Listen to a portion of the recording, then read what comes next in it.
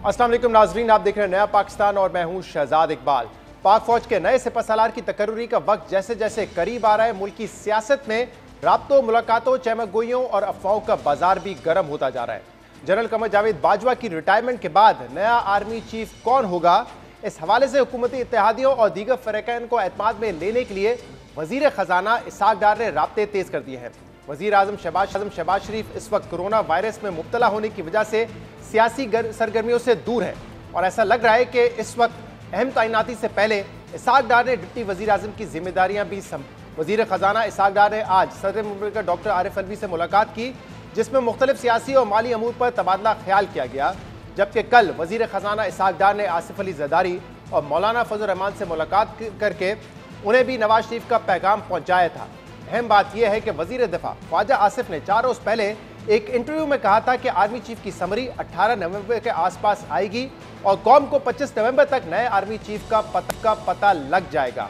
मगर आज 18 नवंबर की तारीख भी गुजर गई है, लेकिन अभी तक इस हवाले से कोई समरी नहीं आ सकी है। और दिलचस्प बात यह है कि जनरल कमर जावेद बाजवा के बाद आज पाक फौज के senior most lieutenant general Waseem Ashraf retire हो गए हैं, जिसके बाद अब lieutenant general Asim Munir seniority list में सबसे पहले नंबर पर हैं। लेफ्टिनेंट जनरल साहिर शमशाद मिर्जा दूसरे और लेफ्टिनेंट जनरल अजहर अब्बास तीसरे नंबर पर आ गए हैं। इसलिए अब देखना होगा कि नए आर्मी चीफ की तैनाती के लिए समरी कब मूव होगी और हुकूमत किसे नया सिपहसालार बनाएगी। एक तरफ अहम तैनाती से पहले हुकूमती राब्ते तेज हो गए हैं, जबकि दूसरी तरफ साबिक वजीर आजम इमरान खान ने कल लाहौर में सहाफियों से मुलाकात की थी और इस मुलाकात में मौजूद कुछ सहाफियों ने बताया है कि इमरान खान ने कहा है कि अब हुकूमत की मर्जी है कि वो जिसे चाहे आर्मी चीफ लगा दें, वो इस मामले से दूर ही रहना चाहते हैं। मगर आज इमरान खान ने एक बार फिर आर्मी चीफ की तैनाती से मुतालिक हुकूमत पर इल्जाम लगाया कि हुकूमत जो भी आर्मी चीफ लगाएगी, नवाज शरीफ उस नए आर्मी चीफ से कहेगा कि इमरान खान को फारिग कर दो और मेरे खिलाफ तमाम केसेस खत्म कर दो। मैं ये नहीं कहता कि नए आर्मी चीफ ये करेंगे, मगर नवाज शरीफ यही कहेंगे। इसको पता है कि ये डरा ये हुआ है कि अगर इमरान खान आ गया तो शायद फिर मेरा एहतसाब शुरू हो जाएगा।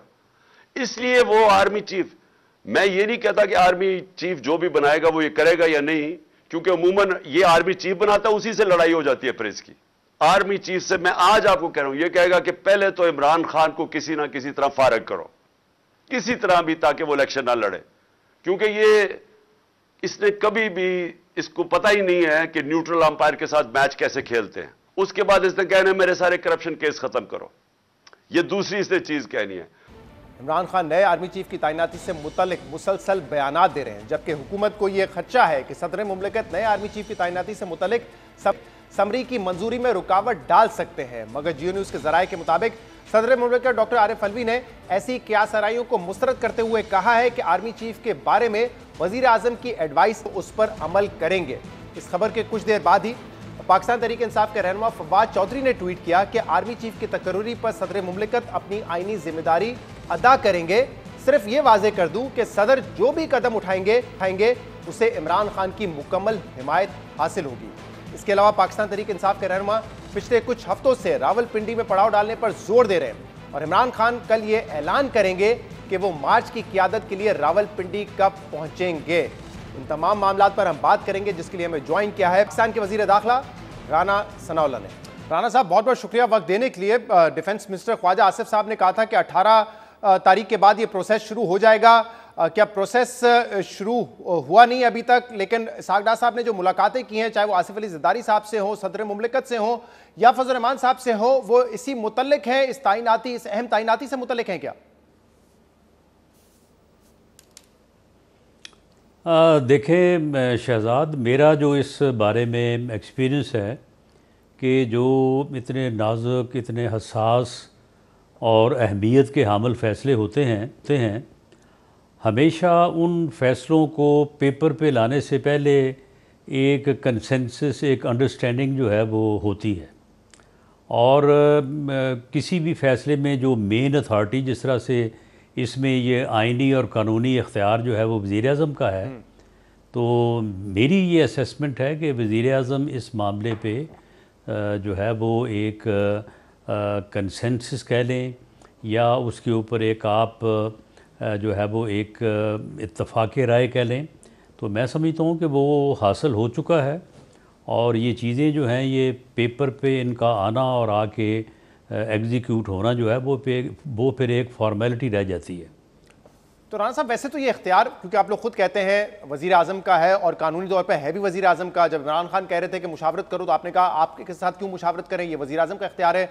अभी कुछ एडवाइस ये भी मिली कि कैबिनेट में डिस्कस करें तो भी ये रूल आउट कर दिया गया कि ये वज़ीर आज़म का इख्तियार है। तो इत्तेहादियों से भी पूछना वैसे तो ज़रूरी नहीं है, लेकिन जब पूछ ही लिया है तो उनका नुक्ता नज़र क्या है, जो आपकी चॉइस है उस पर इत्तेफाक किया है या कोई रिजर्वेशंस हैं? देखें ना, इसमें यानी मुशावरत से मुराद किसी का इख्तियार तो नहीं हो जाता।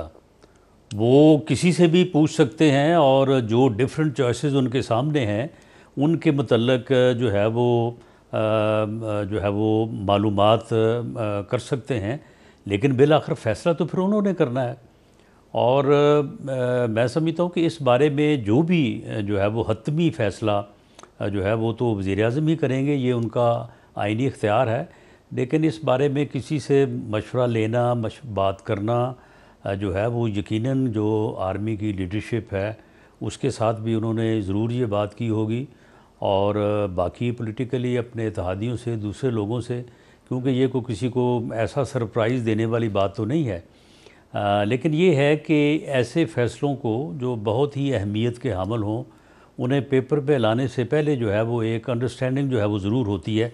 जो मेरा एक्सपीरियंस है इस सिलसिले में पॉलिटिकली या गवर्नमेंट में रहते हुए, तो वो मेरा ये ख्याल है कि वज़ीर आज़म जो है ये अमल जो है वो कर चुके हैं। बाकी इसको ऑन पेपर आज आ जाए, कल आ जाए या आने वाले 2 दिनों में आ जाए, इसमें कोई देर नहीं है। मैं कहा वैसे वज़ीर आज़म साहब इस वक्त मुशावरत नहीं कर रहे अपने इत्तेहादियों से, या सदर मुमलिकत से भी जो मुलाकात हुई वो भी इसहाक डार साहब ने की, तो इसहाक डार साहब को ये जिम्मेदारी दी गई है गालिबन।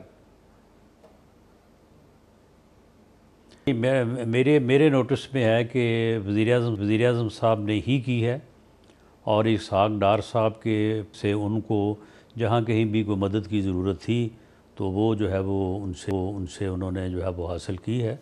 तो वो क्योंकि बेशक वो थोड़ा अलूफ़ हैं, लेकिन इसके बावजूद भी जो है वो डिस्टेंस से और टेलीफोनिकली जो है वो हर किसी से बात कर सकते हैं।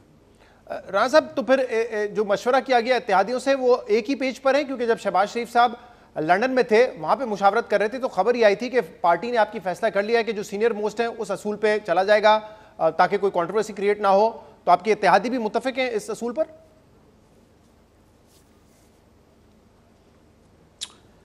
देखें, मैं कोई ऐसी बात नहीं करनी चाहता कि जिससे जो है वो वज़ीर आज़म का जो फ़ैसला है वो अनाउंस होने से पहले जो है उसके ऊपर किसी किस्म का जो है वो कोई अंदाज़ा या उसकी कोई असेसमेंट जो है वो की जा सके। और मैं आपसे भी ये गुजारिश करूँगा कि ये अब 1 आध दिन की बात है, तो आप इसमें ऐसे क्वेश्चंस ना करें कि जिससे कैसे खामखा एक बात चले कि जी फ़लाँ हो सकता है, ऐसे हो सकता है, वैसे हो सकता है। तो ये बहुत अहमियत का हामिल मामला है, तो ये मेरा नहीं ख्याल कि इसमें कोई अब ज़्यादा टाइम रह गया। ये बिल्कुल आप कह रहे हैं 1 आध दिन, मतलब कल परसों में हो जाएगा ये फैसला जो है वो आपके सामने आ जाएगा। मेरा ख्याल है कि अब इससे ज़्यादा डिले जो है वो इसमें शायद, ये मेरी राय है कि मुनासिब नहीं होगी। तो बाकी प्रीवेल तो खैर वज़ीर आज़म की राय करेगी, लेकिन मेरा ये ख्याल है कि 1-2 दिनों में ये फैसला जो है जो आपके सामने आ जाएगा। तो ये फैसला मतलब नाम सामने आ जाएगा या जो प्रोसेस है समरी का वो स्टार्ट हो जाएगा? नहीं, मेरा ये ख्याल है कि फैसले से मुराद तो जो है वो चीफ ऑफ आर्मी स्टाफ की तकर्री है। अच्छा, तो नाम आप कह रहे हैं कि 1-2 दिन में सामने आ जाएगा, इससे ज़्यादा ताख़ीर नहीं होगी।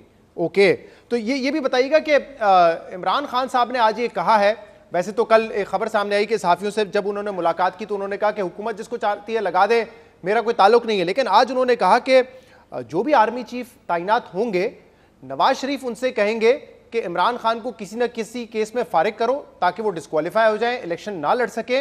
और वो कह रहे हैं कि ज़रूरी नहीं कि आर्मी चीफ उनकी बात माने, लेकिन नवाज शरीफ इसी ख्वाहिश का इजहार करेंगे। क्या ऐसा है, ये करने जा रहे हैं नवाज शरीफ साहब? देखें शहजाद इकबाल, आप फिर मेरे साथ उलझ पड़ते हैं, गिला भी करते हैं, लेकिन ये आदमी इतना ढीठ आदमी है, इतना बेशर्म और बेइज्जत आदमी है कि इसे किसी की ना इज़्ज़त का एहसास है, ना किसी की जो है वो इज़्ज़त का कोई ख्याल है। आप मुझे बताएं कि अगर उसे ये पता है कि चीफ़ ऑफ आर्मी स्टाफ जो भी तकर्रर होगा, जो भी मुकर्रर होगा, वो चीफ़ ऑफ आर्मी स्टाफ होगा, और इससे पहले भी जब भी किसी ने, इवन मियां नवाज शरीफ ने अगर किसी को चीफ़ ऑफ आर्मी स्टाफ मुकर्रर किया, तो बाद में हमारा तो ये दावा है कि कभी भी जो है वो मियां नवाज शरीफ ने किसी भी चीफ़ ऑफ आर्मी स्टाफ से ये बातें नहीं की जो ये मंसूब कर रहे हैं। लेकिन बात ये है कि जब तुम्हें इस बात की तसल्ली है तो फिर तुम खामखा एक प्रोसेस को जो है वो सबोताज करने के लिए, एक आने वाले आदमी के लिए मुश्किलात पैदा करने के लिए, और दूसरों के लिए जो है वो एक यानी ऐसी एम्बैरसिंग पैदा करने के लिए तुम ऐसी बातें जो है वो किए जा रहे हो। हालांकि इसके साथ जो पिछले 2-3 दिन से हो रहा है, खुदा की कसम इसकी जगह कोई और आदमी होता ना कोई, तो वो शर्म से डूब मरता, वो लोगों का सामना करने की जो है वो हिम्मत ना रखता। लेकिन ये बहुत ही बेइज्जत इंसान है, इसे ना किसी की इज्जत का ख्याल है ना अपनी का ख्याल है। तो ये बात जो आप कह रहे हैं कि नवाज शरीफ साहब ने जब भी किसी आर्मी चीफ को लगाया है तो ऐसी कोई रिक्वेस्ट उनसे नहीं की कि किसी के खिलाफ केस करो, लेकिन जो इसके हकीकत भी इसके बरक्स ही है, वो तो हमेशा हमने देखा है कि नवाज शरीफ साहब की तो लड़ाई हो जाती है। उस बात का भी जिक्र किया कि नवाज शरीफ की तो वैसी लड़ाई हो जाती है, लेकिन वो कह रहे हैं कि मुझे डिस्क्वालीफाई करने के लिए ज़रूर करेंगे। देखें शहजाद इकबाल, मैं एक बहुत बड़ी बात का प्रीवी हूँ, और मेरा नहीं ख्याल कि मियां नवाज शरीफ साहब ने कहीं जो है वो की हो। जब सुप्रीम कोर्ट के जजेस ने या बेंच ने, जिसकी सरबराही जो है वो साकिब निसार साहब कर रहे थे, और मैं तो आज भी ये कहता हूँ कि वो सारा किया धरा जो है वो साकिब निसार साहब का था।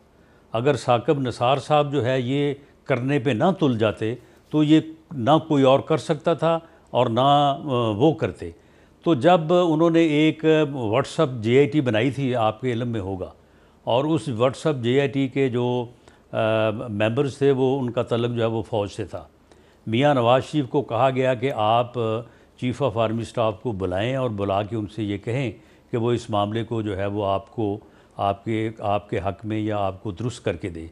मियां नवाज शरीफ ने चीफ़ ऑफ आर्मी स्टाफ को, जो कि उनके साथ बड़ा अच्छा तल्लुक़ था, लगाया भी चलें अगर बात करने की है तो उन्होंने ये बात भी बुला के कहना मुनासिब नहीं समझा था।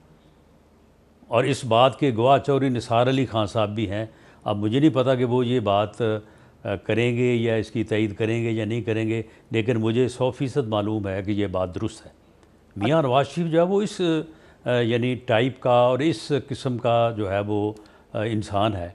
हाँ। लेकिन ये आदमी जो है ये इसने 2014 से लेके आज तक इसने गलत बयानी की है और इंसल्ट करने की कोशिश की है। अब अल्लाह ताला ने, आप देख लें कि इसकी पकड़ कहाँ पे लागे की। एक तो बातें मैं अब इसकी ऐसी पकड़ हुई है कि वो पंजाबी में कहते हैं कि मुंह ही काला हो गया है। साकिब निसार उस वक्त चीफ जस्टिस जरूर थे, लेकिन वो उस बेंच का हिस्सा नहीं थे। और जो व्हाट्सएप JIT के हवाले से आप बात करें, वो स्टेट बैंक ऑफ पाकिस्तान और SCCP के नुमाइंदों के हवाले से आया था कि उनको एक रजिस्ट्रार की तरफ से कॉल गया था कि आप फला नाम जो है वो उसमें शामिल करें। वो शहजाद सारा साकिब निसार साहब ही कर रहे थे। वो उसका अब और बातें फिर बाद में जो है वो बात किसी और तरफ निकल जाएगी। वो हमें पहले दिन से मालूम है कि वो साकिब निसार साहब ही कर रहे थे। अच्छा राना साहब, अब इमरान खान ने कल ऐलान करना है और उन्होंने बताना है कि वो रावलपिंडी कब पहुंच रहे हैं, और फिर रावलपिंडी पहुंचेंगे, वहां से वो इस्लामाबाद की तरफ रुख करेंगे। तो अगर आप कह रहे हैं कि 1-2 दिन में ये तैनाती हो जाएगी, तो आपको लगता है कि इसके बाद भी मार्च जारी रहेगा? क्योंकि नून लीग तो बड़ा खुलकर ये बात कर रही है कि मार्च का तो मकसद ही तैनाती से जुड़ा हुआ है।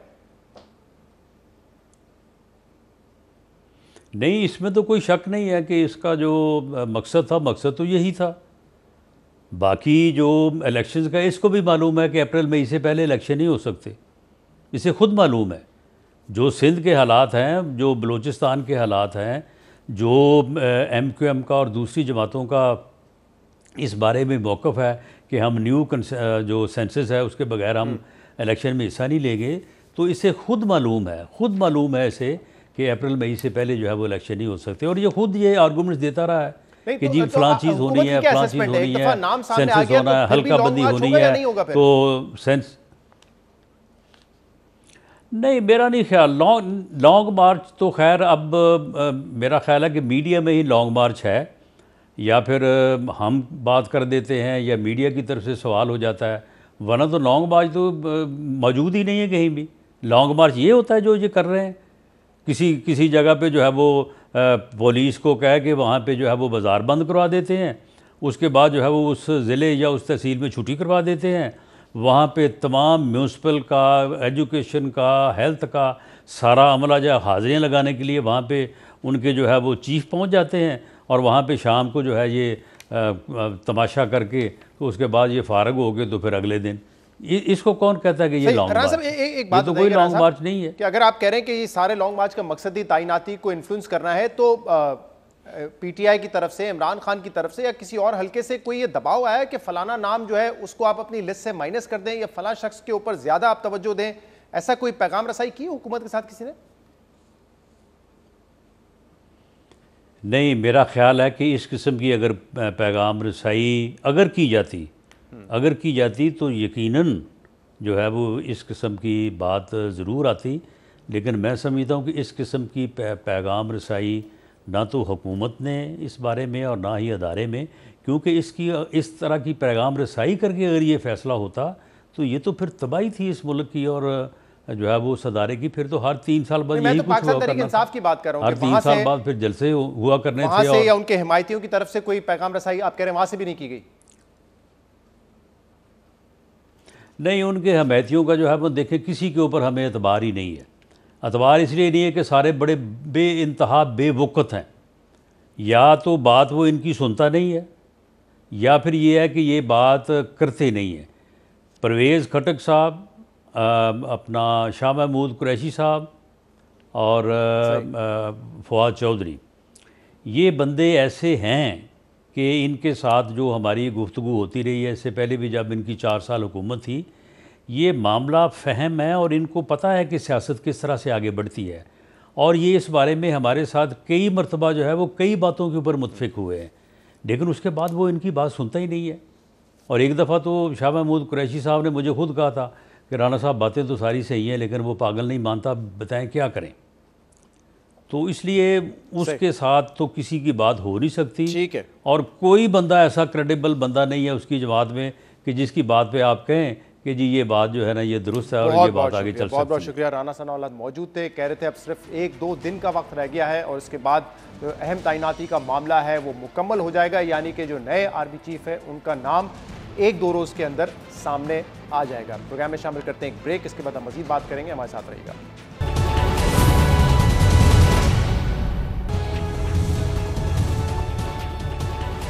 Welcome back. तोशाखाने से कीमती तहफ़ खरीदने और बेचने का मामला साबिक वज़ीर आज़म इमरान खान का मुसलसल पीछा कर रहा है और इस केस में आए रोज नए हकायक सामने आ रहे हैं। इस हवाले से मंगल को दुबई में मकीम बिजनेसमैन उमर फारूक ज़हूर ने बड़ा दावा किया है कि इमरान खान को जो कीमती घड़ी सऊदी वली अहद की तरफ से दी गई थी, उन्होंने वो घड़ी साबिक खातून अव्वल बुशरा बीबी की दोस्त फराह खान से अप्रैल 2019 में खरीदी।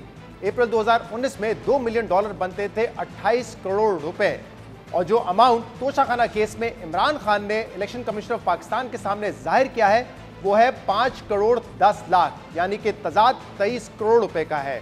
उमर फारूक कह रहे हैं कि मैंने ये घड़ी 28 करोड़ रुपए में खरीदी है, जबकि इमरान खान कह रहे हैं कि उन्होंने ये घड़ी 5 करोड़ 10 लाख में बेची है।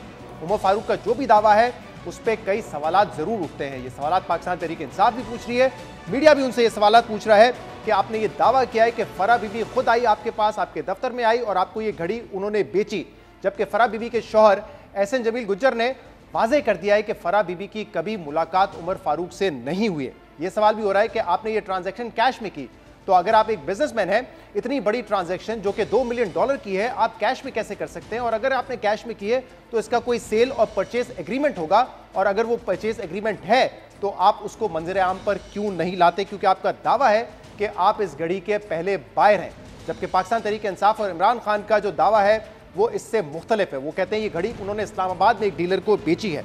लेकिन जो असल सवाल उठते हैं उसके जवाब इमरान खान को देने हैं, पाकिस्तान तहरीक इंसाफ में जो उनके नुमाइंदे हैं उनको देने हैं, क्योंकि ये घड़ी इमरान खान को सऊदी वली अहद ने गिफ्ट की थी और अब ये घड़ी उमर फारूक के पास मौजूद है। उन्होंने बाकायदा घड़ी का पूरा सेट दिखाया है। तो सवाल ये पैदा होता है कि जो घड़ी इमरान खान साहब को तोहफे में मिली और वो क्लेम करते हैं कि इस्लामाबाद में एक डीलर को बेची, वो घड़ी उमर फारूक के पास कैसे पहुंची, उसकी मनी ट्रेल क्या है, किसको बेची गई, उसके दस्तावेजात कहाँ हैं, ये सब जवाबात इमरान खान ने देने हैं। और अब तक पाकिस्तान तहरीक इंसाफ के जो नुमाइंदे हैं उनके जानिब से जो जवाब सामने आए हैं जो पूरी स्टोरी सामने आई है वो मुकम्मल तौर पे गलत और झूठ साबित होती है। सबसे बड़ा दावा तो पाकिस्तान तहरीक इंसाफ ने यह किया था कि हमने आते साथ तोशाखाना का कानून जो है उसको तब्दील किया। पहले तोहफे 15 या 20% देकर खरीदे जाते थे, हमने इस कानून को बदल के 50% कर दिया और इमरान खान ने भी जो कीमती तोहफे लिए वो 50% पेमेंट करके लिए, ना कि 20% जो कि पिछले वज़ीर आज़म और जो गवर्नमेंट ऑफिशियल वो करते थे। इस हवाले से मुख्तलिफ जो दावे पाकिस्तान तहरीक इंसाफ की तरफ से किए गए हैं, इमरान खान की तरफ से किए गए हैं, सुनिए। हम आए, हमने 50% रखा, 50% हुकूमत को जाता था और जो भी हम खरीदना चाहे हम खरीद सकते थे। जो भी मैंने खरीदी सब रिकॉर्ड के ऊपर है, सब कानून के अंदर है। पाकिस्तान तहरीक इंसाफ ये बयानिया बनाती रही कि हमने कानून को चेंज किया, पहले 20% में तोहफे खरीदे जाते थे, हमने उसको बढ़ा के 50% किया, इस चीज़ का वो क्रेडिट लेते रहे। लेकिन जो ये महंगी घड़ी का सेट है उसके जो अमाउंट सामने आया है, जो खुद वैल्यूएशन की थी तोशाखाना ने, वो इस पर 10 करोड़ की थी। इमरान खान ने जो इसकी अदायगी की है, जो तोशाखाना डॉक्यूमेंट से वाजे होती है, वो 2 करोड़ 10 लाख है, जो कि 20% बनती है 10 करोड़ का, ना कि 50%। और इससे अहम तफसीलात जो अब सामने आई हैं वो ये है कि 18 दिसंबर 2018 में पाकिस्तान तहरीक इंसाफ ने ये कानून तो बदल दिया था कि अब 20% अदायगी नहीं होगी, 50% की अदायगी होगी। लेकिन इस घड़ी की पेमेंट जो कि इस कानून बदलने के 35 दिन बाद की गई, यानी कि 22 जनवरी 2019 को की गई, उसमें भी 50% अदायगी नहीं की गई, ये अदायगी सिर्फ 20% की गई। यानी कि नोटिफाई हो चुका था कानून बन चुका था, उसके बाद भी 50% पेमेंट नहीं हुई, 20% पेमेंट की गई। और ये भी तहरीक इंसाफ ने दावा किया था कि ये बजरिया चेक पेमेंट की गई थी। लेकिन अब डॉक्यूमेंट्स ये वाजे करते हैं कि तोशाखाना में जो रकम जमा करवाई गई 2 करोड़ 10 लाख की, वो बजरिया कैश करवाई गई। पहले सुनिए इस पे शहबाज गिल का दावा क्या था।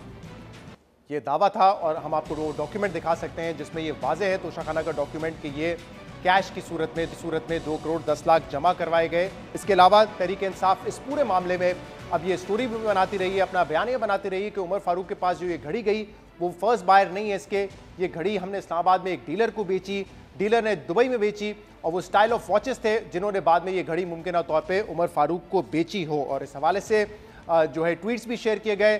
स्टाइल ऑफ वॉच का 2019 सितंबर का एक इंस्टाग्राम पोस्ट था जिसको शेयर किया गया, जुल्फी बुखारी साहब की जानिब से शेयर किया गया, और जुल्फी बुखारी साहब ने यही स्टोरी फिर एक प्रोग्राम में भी बताई। अब ये दावा किया गया कि $2.5 लाख में स्टाइल ऑफ वॉच ने ये घड़ी बेची थी। और जो पोस्ट था इंस्टाग्राम का, अब आपको बताएं स्टाइल ऑफ वॉच ने वो पोस्ट भी हटा दिया है और उनका एक वजाहती बयान भी आया है जो आपके सामने रखते हैं। लेकिन उससे पहले ये बताएं कि जो स्टोरी भी अभी तक पाकिस्तान तहरीक इंसाफ की जानिब से दी गई है उसमें भी डीलर का सिर्फ नाम बताया गया है कि वो शफीक है। एक कच्चे पर्चे पे उसका अमाउंट लिखा हुआ है कि 5 करोड़ 10 लाख की इसकी वैल्यूएशन है।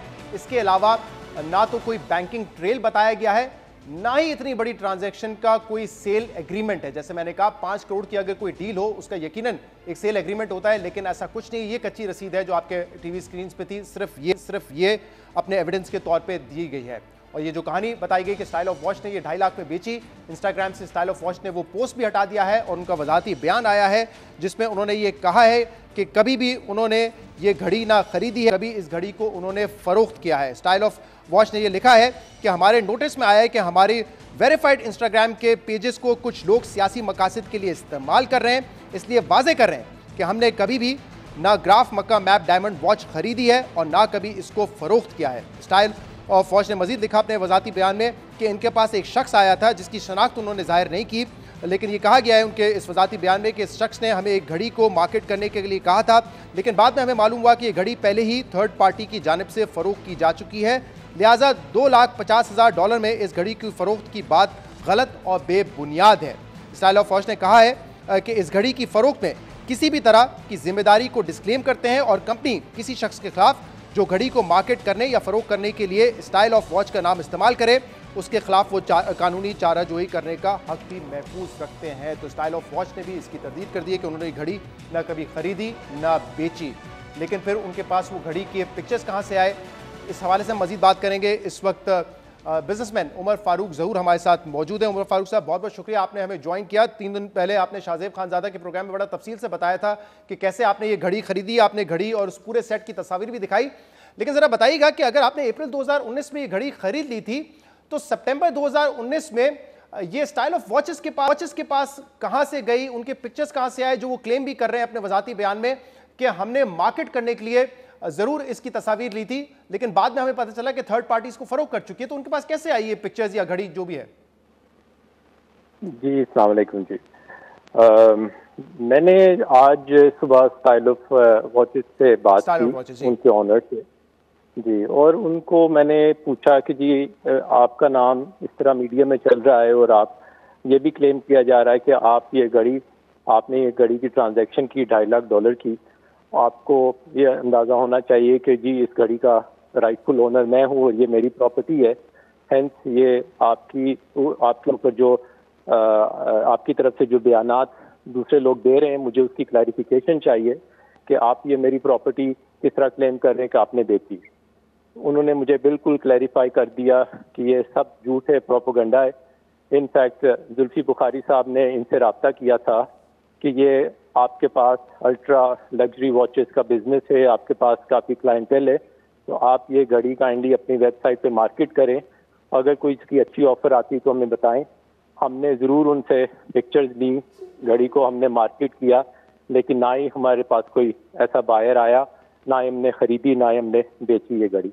हेंस मैंने फिर उनको कहा काइंडली अपना रिकॉर्ड दुरुस्त करें और जो भी क्लैरिफिकेशन आपने देनी है आप मीडिया को दें। कल ये मेरे लिए ऑब्वियसली एक बड़ी अनएक्सेप्टेबल सी बात है कि जी मैंने एक घड़ी खरीदी हुई है और मेरी प्रॉपर्टी, और ये भी एक यूनिक पीस है दुनिया में, और आप उस घड़ी के बारे में क्लेम कर रहे हैं या सो को लोग क्लेम कर रहे हैं कि आपने इस घड़ी को 2.5 लाख में बेचा। तो सब्सिक्वेंटली उन्होंने वो पोस्ट भी रिमूव किया, अपनी डिस्क्लेमर भी इशू की, और सो फॉर सो ऑन उन्होंने एक वीडियो मैसेज भी दिया just for the sake of avoidance of doubt कि वो इस ट्रांजैक्शन से उनका कोई लेन देन नहीं है। आप ये कह रहे हैं कि ये जुल्फी बुखारी ने स्टाइल आउट वॉचेस को अप्रोच किया था और घड़ी मार्केट करने के लिए कहा था? जी बिल्कुल जी, ये तस्वीरें चीज़ें वो जुल्फी बुखारी ने उनको दी थी और कहा था कि जी अगर आपके पास कोई ग्राहक हो तो आप इसको अपने सोशल मीडिया पेजेस के थ्रू वेब मार्केट करें और हमें ऑफर्स ला के दें। तो ये घड़ी शेयर की थी या सिर्फ घड़ी की तस्वीर शेयर की गई थी जुल्फी बुखारी की जानिब से? नहीं जी, तस्वीर दी थी, और घड़ी तो ऑब्वियसली फिर जब ये लेके आए फिजिकल घड़ी मेरे पास तो घड़ी मैंने खरीद ली, बट ना ही कभी मैंने दोबारा से इसके बारे में चेक किया कि इसका कोई इन्होंने मार्केटिंग की कोई एफर्ट की कि नहीं की। तो अभी मुझे पता चल रहा है कि ये डिफरेंट वेबसाइट्स के ऊपर इन्होंने डिफरेंट एजेंट्स को कहा था इसकी मार्केटिंग करें और इसके कस्टमर्स ढूंढें। लेकिन क्योंकि ये सितंबर 2019 का पोस्ट था, आप ऑलरेडी अप्रैल 2019 में घड़ी खरीद चुके थे, फिर क्यों तस्वीर जुल्फी बुखारी उनको देंगे कि आप इस घड़ी को मार्केट करें? I don't know ji, I have no idea. मैंने जब उनको कन्फ्रंट किया और उन्होंने कंफर्म मुझे किया कि ये इस तरह ये इंसिडेंस हुआ है, तो मैंने फिर कहा काइंडली इसकी करेक्शन करें इमीडिएटली, और अपनी जो सोशल मीडिया पे आपने मेरी घड़ी की तस्वीर लगाई है, मैंने आपको इजाज़त नहीं दी, आप इसको हटाएं, और सेकेंडली अपनी क्लैरिफिकेशन भी दें क्योंकि जो मीडिया है इसको गलत रास्ते पे लेके जा रही है। और ये बताइएगा उमर साहब, ये स्टाइल ऑफ आउट वॉच का वर्जन है कि जुल्फी बुखारी ने दी थी, या आपके भी इल्म में है ये बात? नहीं जी, दी तो उन्होंने मुझे कंफर्म किया था कि इन्होंने ही उनसे रब्ता किया था मार्केटिंग के लिए, लेकिन इस घड़ी की ट्रांजैक्शन के बारे में जुल्फी को भी पता था, आई मीन इनको सबको पता था। In the end of the day ये सारे ग्रुप थे दोस्तों यारों का, तो आई एम नॉट सरप्राइज कि उसको पता होगा कि ये ट्रांजैक्शन हुई है, बट ऑब्वियसली आप अभी सर्कमस्टांसेस उनके अगेंस्ट जा रहे हैं तो वो आई एम श्योर कि कोई बंदा एक्नॉलेज करने के लिए तैयार नहीं है। उमर साहब, हमने जो है जुल्फी बुखारी साहब को इस प्रोग्राम में आने की दावत दी थी और फवाद चौधरी साहब को भी दी थी, उन्होंने कहा कि वो नहीं आएंगे शो पर, लेकिन क्योंकि अब आप ये बात करें कि जुल्फी बुखारी ने वो तस्वीर शेयर की थी, तो हम इनवाइट करते हैं जुल्फी बुखारी साहब, अगर इस लाइव प्रोग्राम का हिस्सा बनना चाहें तो अपना वर्जन दे सकते हैं, या फिर कल अगर हमारे प्रोग्राम में आके वो जवाब देना चाहते हैं तो वो इस बात का जवाब दें। लेकिन आपसे मैं ये जरूर पूछना चाहूंगा उमर साहब, क्योंकि अपने ट्वीट में अब वो जुल्फी बुखारी साहब आपको पहले भी कह चुके हैं फ्रॉडस्टर कि एक फ्रॉडस्टर ने ये क्लेम किया है कि फरा उनके ऑफिस आई और उनको ये घड़ी बेची और वो सीसीटीवी कैमरे की फुटेज है तो वो सामने कर दें।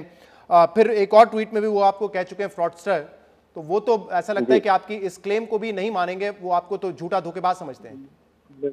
जी अजीब बात है जी, फवाद ने भी मेरा बड़ा अच्छा दोस्त होता था, अनफॉर्चुनेटली अब तो नहीं है, जब से इसने मेरे बारे में इस तरह की गंदी जुबान इस्तेमाल की है।